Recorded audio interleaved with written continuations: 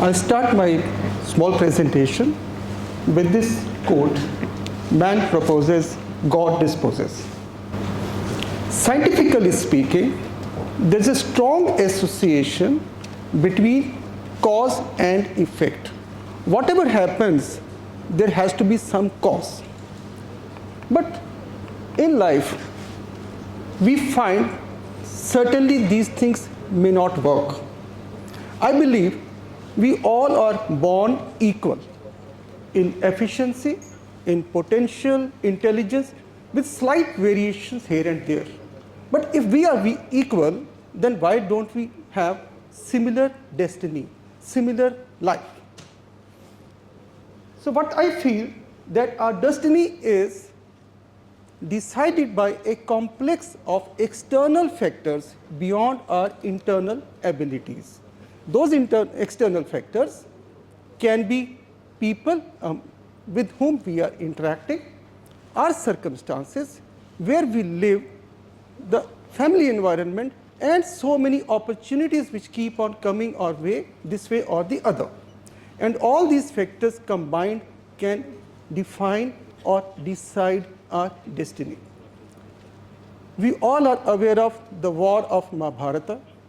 The greatest warrior, Arjun, could not have won without the support of his Sarathi, Lord Krishna. Indian spirituality teaches 4 fundamental principles.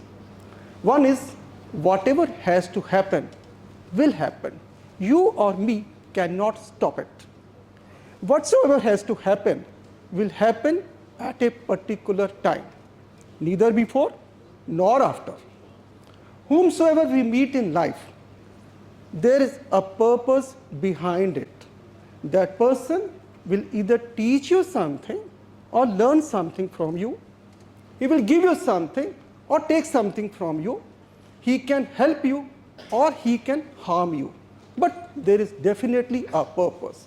And the 4th fundamental principle which we all need to follow is, what is over is over. That means whatever has happened, it cannot be undone. Don't regret about it, just move on. All these things I can explain with the little journey of life that I have been through. My other colleagues, half of my age, came with ideas, and me at 60 can tell my experience. I'm the youngest of the 3 siblings born in a soldier's family. Discipline had been in our genes, and I had to listen to my elders. I never opened my mouth before them.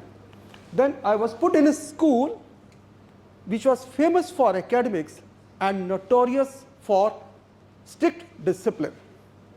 There in the school, I remained a shy student, underconfident, uncomfortable with any public speech. I never dared go to the mic during my school days. Rather, that thing continued even during my college days. But I had a dream of becoming a doctor and serving in Air Force. What was the motivation? My father was an Air Force officer. Whenever I fell sick during my childhood, I used to be taken to Air Force doctors. So I had seen only one person, only one profession, so I wanted to be a doctor.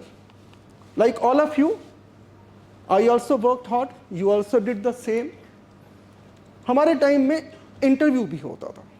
तो written test, interview हुआ, and whatever little merits I could garner, I was sure of joining this place.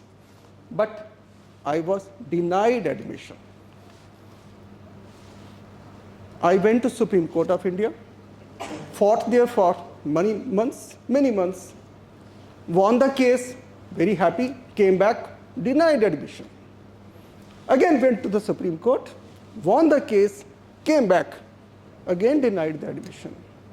So this 1 year was full of failures, including one unsuccessful bid to end life. But 3rd attempt in the Supreme Court, people say 3rd attempt is the charm. That is one of my students told me. So in the 3rd attempt, I got the charm and I entered this college. Enjoyed MBBS. My classmates are sitting here. I thoroughly enjoyed studying MBBS, completed it, did internship, then was the time for my next destination, joining Air Force. I took the exam for Air Force, and there I made the biggest blunder of my life. The moment I entered the examination hall, I heard one invigilator speaking very loud. Candidates, be very careful. There's going to be negative marking. Please answer the questions carefully. I didn't listen to anything else. I did not read the instructions on the front page. Just answered all the questions which I was confident about and left many questions unanswered. I came back outside, and then I was told there was supposed to be no negative marking. I failed. I had to. Mind you, I'm not feeling very happy about it. I don't want to encourage you. For the next 6-7 days, tablet diazepam was my best friend. But this time I had one plan B. While deciding my career in the beginning, I did not have any plan B. That's why I had turned very, very desperate when I failed to get admission. So this time I had the plan B. I had applied for a job in Border Security Force. There I was selected. I joined BSF in May 1989. There I met a few persons during training and during service. Total 2 years I spent there. I learned a lot from them, and over a few months period, I found a lot of change in myself. I turned into a very confident person, and that was good enough for me to lead my future life also. During the same year, I applied again for armed forces, appeared in the exam, but this time I did not act that foolish. I read all the instructions on the front page. There was no negative marking. I answered all the questions. Finally, I cleared, and in 1991, I joined Air Force. Happiest person, सब कुछ मिल गया जो चाहते थे, and I had preferred that service over PG. मैं PG नहीं करूँगा, यही service करूँगा. Then nothing else was required. The training in BSF and in Air Force polished me, groomed me, taught me in many things, and it made me acquire many skills which I always lacked. Firstly, the confidence in self, passion for public speech, and initiative drive to take on any task. I learned never to say no to any assignment. Till date, I have never refused any assignment.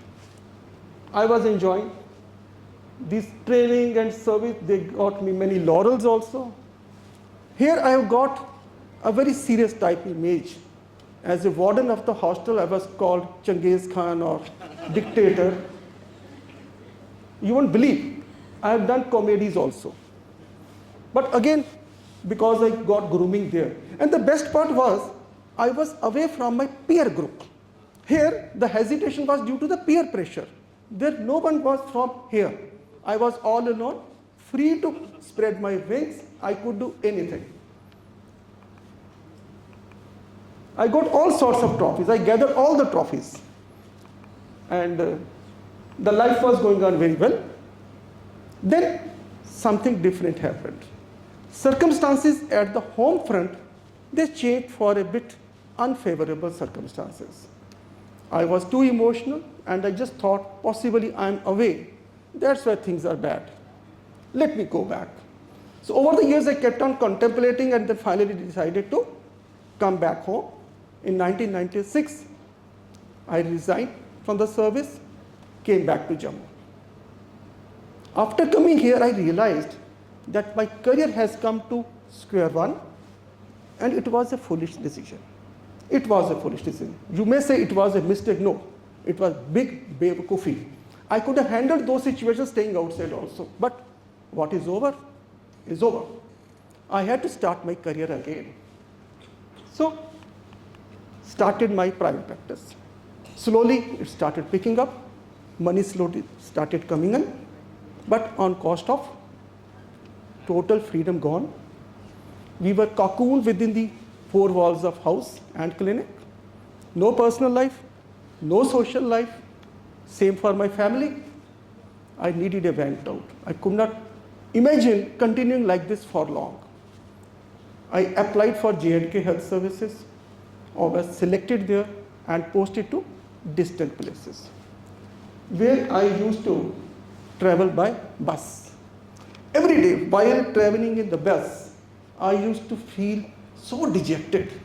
I used to remember the gypsy and the driver at my disposal in my previous service, and now I was at the disposal of the conductor. Practically, I used to die every day. Again, an opportunity came. One fine morning, my wife showed me an advertisement in the newspaper.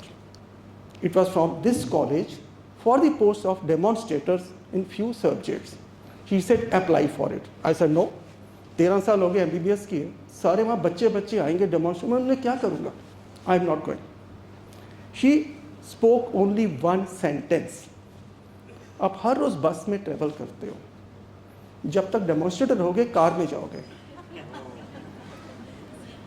I got convinced. I applied for it, and I was selected. With due regards to late Professor A.K. Sadhu and our ex-principal Professor H.L. Goswami, I was placed in Department of Physiology. My wife's one sentence changed my life. In the department, I came across few good persons, few youngsters and few seniors. The youngsters, mainly Dr. Kiran Sadhu and Sanjay Dhar, they were preparing for PG entrance. And the seniors, Dr. Mrityunjay and Sunil Sachdeva, they were after me, आप भी साथ में पढ़ाई शुरू करो. मैं लगा 13-14 साल हो गए, अब क्या पढ़ाई करूँगा? But they supported, हम आपकी help करेंगे. Spoke to wife, she said, चलो नहीं कुछ होगा, कम से कम knowledge fresh हो जाएगी. So I started studying with them. All support from them, support from family and mother's blessings. After 1 year, I could clear the entrance. This was again, I can say, last ditch stand. Hua kya? During these days, I was not able to pay attention to my kids.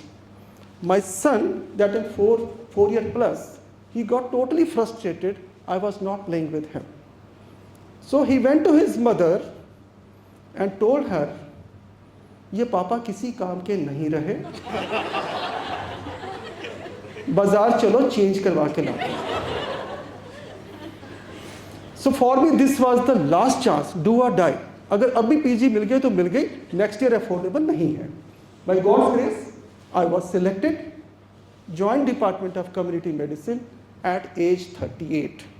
Today people become professor or associate professor at 38. I became PG. But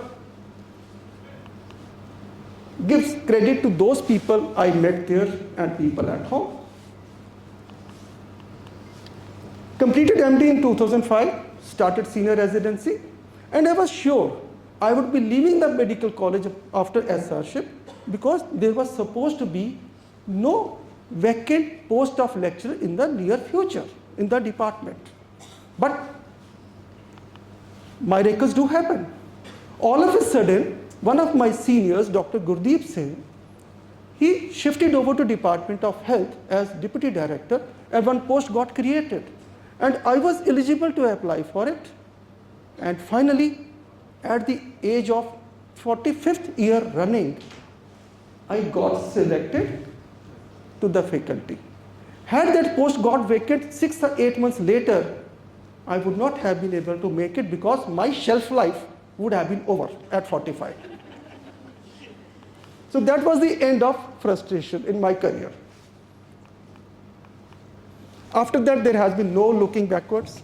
All my dear colleagues are sitting here, those who have been watching me right since then. My mentors, Professor Bela Mahajan, they all have seen me rising. And God has been very kind, the institution has been very kind that they elevated me to the position where I am. And I'm enjoying my work. Now I realized that the passion for the public speaking that I developed in armed forces that is playing a real role in my life. That has given me the purpose of my being in this profession. That teaching is my profession. Teaching is my passion. I am ready to teach anywhere, anyone, anytime. Attending conferences, speaking here and there is possibly now an addiction. And I am also working on all my professional, for whatever responsibilities I am supposed to work for, that I all have been doing. And what is coming back to me, that is some recognition at local level, at national level, and that boosts my self-esteem, or what we can say, false ego. When I look back, I find that over these years, that underconfident schoolboy who was irritable, impatient, underconfident, has changed into a patient and you can say humble and tolerant Rakesh Bahl. Even my friends might be feeling strange how I have changed. But it's all because of the circumstances, the opportunities that came my way, and the people I am in contact, or those who have been always helping me, that today I have reached this stage.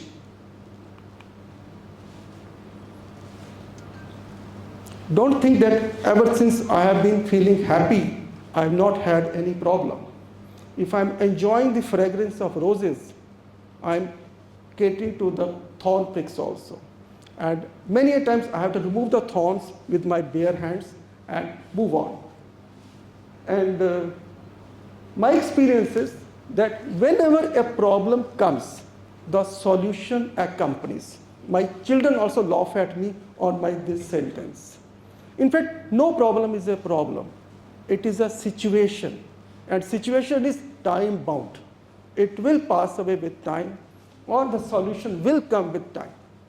Just have patience, don't have anxiety. Yes, I can speak this thing today at 60, which I could not speak at 30.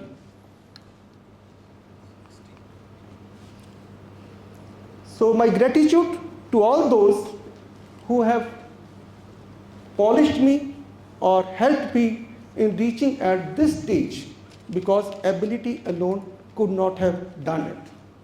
I am thankful to all. I just close here. We don't choose our destiny. Our destiny chooses us. Thank you.